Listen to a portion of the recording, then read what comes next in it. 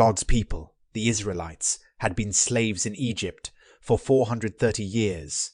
Now they were finally free to leave and go make a home in their very own land.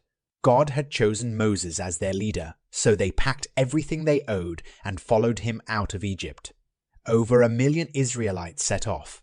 Moses always knew which direction to go because God put a big tall pillar of cloud in front of them to point the way. At night, they followed a big tall pillar of fire.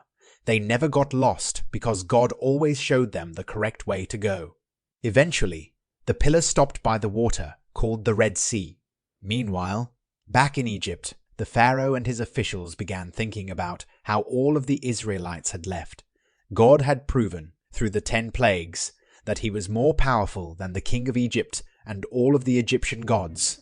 At that time, Pharaoh and the people had told the Israelites to leave Egypt, but now they were having second thoughts. If all the slaves left Egypt, they thought, then who would do all the work? So Pharaoh decided to chase after the Israelites and make them come back.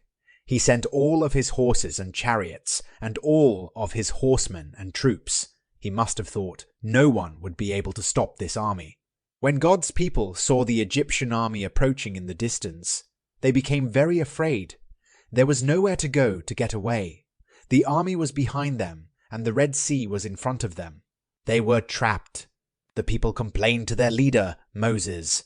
They said, "Why did you lead us out of Egypt into the desert to die? We would have been better off to have stayed in Egypt." But Moses said, "Do not be afraid. Stand firm, and you will see how God will save you today. The Egyptians can never win because God will fight for you." Now amazing things began to happen right before their very eyes. The people thought that they were trapped because of the water, but they were about to see that God is so powerful he can do anything. An angel of God had been traveling in front of the Israelites, and he moved back behind them, along with the pillar of cloud. The cloud blocked the view of the Egyptians, and they could only see night and darkness. But the cloud provided light for God's people, so they could see everything. They could see the Red Sea in front of them, and wished they could get across the sea to safety. At God's command, Moses stretched out his big staff, stick, over the water, and it began to change.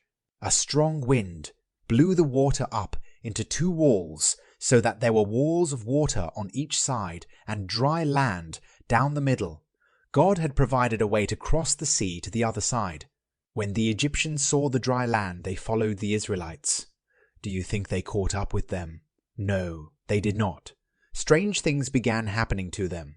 The wheels of their chariots began falling off, and it became very difficult to drive.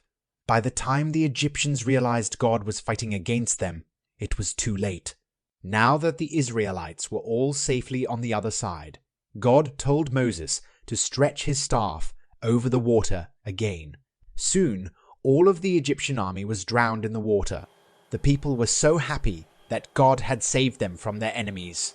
Moses wrote a song about what happened, and everyone sang it.